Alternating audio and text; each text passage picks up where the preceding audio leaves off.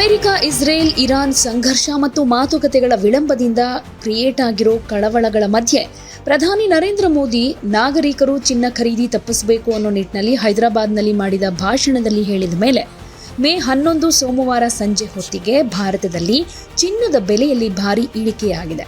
ಕಳೆದ 5 ದಿನಗಳಲ್ಲಿ ಚಿನ್ನದ ಬೆಲೆ 3ನೇ ಬಾರಿ ಕುಸಿತ ಕಂಡಿದೆ. ಅಂತಾರಾಷ್ಟ್ರೀಯ ಚಿನ್ನದ ಮಾರುಕಟ್ಟೆಯಲ್ಲಿ ಬಂಗಾರದ ದರ ಏರಿಕೆ ಹೊರತಾಗಿಯೂ ದೇಶೀಯ ಚಿನ್ನದ ಬೆಲೆಯಲ್ಲಿ ಈ ಇಳಿಕೆ ಕಂಡುಬಂದಿರೋದು. ಚಿನ್ನ ಮತ್ತು ಬೆಳ್ಳಿ ಬೆಲೆಗಳಲ್ಲಿನ ಇತ್ತೀಚಿನ ಏರಿಳಿತ ಹೂಡಿಕೆದಾರರನ್ನ ಗೊಂದಲಕ್ಕೆ ಸಿಕ್ಕಾಕ್ಸಿದೆ.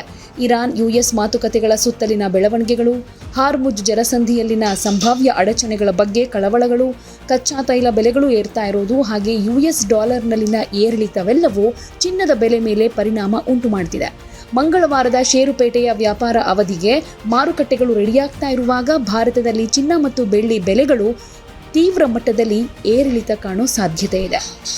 ಮೋದಿ ಅವರು ಚಿನ್ನವನ್ನ 1 ವರ್ಷದವರೆಗೆ ಖರೀದಿ ಮಾಡಬೇಡಿ ಅಂತ ಕರೆ ಕೊಡ್ತಾ ಇದ್ದ ಹಾಗೆ ಭಾರತದಲ್ಲಿ ಚಿನ್ನದ ದರ ಕುಸಿತಾ ಇದೆ. ಮೇ 11 ಸೋಮವಾರ ಭಾರತದಲ್ಲಿ 24 ಕ್ಯಾರೆಟ್ ಚಿನ್ನದ ಬೆಲೆ ಪ್ರತಿ ಗ್ರಾಂಗೆ 22 ರೂಪಾಯಿಗಳಷ್ಟು ಕಮ್ಮಿಯಾಗಿದ್ದು, ಪ್ರತಿ ಗ್ರಾಂ ಚಿನ್ನದ ಬೆಲೆ 15,213 ರೂಪಾಯಿಗೆ ತಲುಪಿದೆ.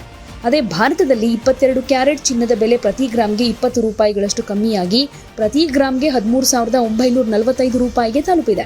ಭಾರತದಲ್ಲಿ 18 ಕ್ಯಾರೆಟ್ ಚಿನ್ನದ ಬೆಲೆ ಪ್ರತಿ ಗ್ರಾಂಗೆ 16 ರೂಪಾಯಿಗಳಷ್ಟು ಕಮ್ಮಿಯಾಗಿ ಪ್ರತಿ ಗ್ರಾಂಗೆ 11,410 ರೂಪಾಯಿಗಳಿಗೆ ತಲುಪಿದೆ. ಇನ್ನು ಸೋಮವಾರ ಭಾರತದಲ್ಲಿ ಬೆಳ್ಳಿ ಬೆಲೆ ಸ್ಥಿರವಾಗಿದ್ದು ಪ್ರತಿ ಗ್ರಾಂಗೆ 275 ರೂಪಾಯಿ, ಹಾಗೆ ಮೇ 12 ಸೋಮವಾರ ಪ್ರತಿ ಕಿಲೋಗ್ರಾಂಗೆ 2,75,000 ರೂಪಾಯಿಗೆ ವಹಿವಾಟು ನಡೆಸ್ತಾ ಇದೆ. ಸೋಮವಾರ ಅಂತಾರಾಷ್ಟ್ರೀಯ ಚಿನ್ನದ ದರ ಏರಿಕೆಯಾಗಿ 3 ವಾರಗಳ ಗರಿಷ್ಠ ಮಟ್ಟಕ್ಕೆ ಹತ್ತಿರದಲ್ಲಿದೆ. ಟ್ರೇಡಿಂಗ್ ಎಕನಾಮಿಕ್ಸ್ ಪ್ರಕಾರ ಸೋಮವಾರ ಅಂತಾರಾಷ್ಟ್ರೀಯ ಮಾರುಕಟ್ಟೆಯಲ್ಲಿ ಚಿನ್ನದ ದರ ಔನ್ಸ್ಗೆ $4,730 ರಷ್ಟಿದೆ. ಹೂಡಿಕೆದಾರರು ಯುಎಸ್ ಇರಾನ್ ಮಾತುಕತೆಗಳಿಗೆ ಸಂಬಂಧಿಸಿದ ಸಕಾರಾತ್ಮಕ ಅಭಿವೃದ್ಧಿಯ ಭರವಸೆಯನ್ನು ಹೊಂದಿದ್ರಿಂದ ಚಿನ್ನದ ಬೆಲೆಯಲ್ಲಿ ಏರಿಕೆ ಕಂಡುಬಂದಿದೆ. ಅಂತಾರಾಷ್ಟ್ರೀಯ ಬುಲಿಯನ್ ಮಾರುಕಟ್ಟೆಯಲ್ಲಿ ಚಿನ್ನದ ಬೆಲೆ ಸ್ಥಿರವಾಗಿರುವುದರಿಂದ ಭಾರತದಲ್ಲಿ ಇಂದಿನ ಚಿನ್ನದ ದರ ಸ್ವಲ್ಪ ಏರಿಕೆಯೊಂದಿಗೆ ಅಸ್ಥಿರವಾಗಿ ಉಳಿಯೋ ಸಾಧ್ಯತೆ ಇದೆ. ಬ್ರೆಂಟ್ ಕಚ್ಚಾ ತೈಲದಲ್ಲಿನ ಮತ್ತಷ್ಟು ಏರಿಕೆ ಅಥವಾ ಯಾವುದೇ ಹೊಸ ಬದಲಾವಣೆ ಚಿನ್ನದ ಬೆಲೆ ಮೇಲೆ ಪರಿಣಾಮ ಉಂಟು ಮಾಡಬಹುದು.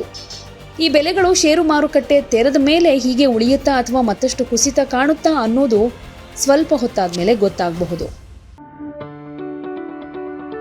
ಯಾವುದೇ ಸುದ್ದಿಯ ಅಪ್ಡೇಟ್ ಅನ್ನ ಮಿಸ್ ಮಾಡ್ಕೊಳ್ಬಾರ್ದು ಅಂದ್ರೆ ಈಗ್ಲೇ ಒನ್ ಇಂಡಿಯಾವನ್ನ ಸಬ್ಸ್ಕ್ರೈಬ್ ಮಾಡಿ. ನಿಮಗೆ ಬೇಕಾದ ಭಾಷೆಯಲ್ಲಿ ಎಲ್ಲಾ ಸುದ್ದಿ ತಿಳಿಬೇಕು ಅಂದ್ರೆ ಒನ್ ಇಂಡಿಯಾ ಆಪ್ ಅನ್ನ ಡೌನ್ಲೋಡ್ ಮಾಡ್ಕೊಳ್ಳಿ.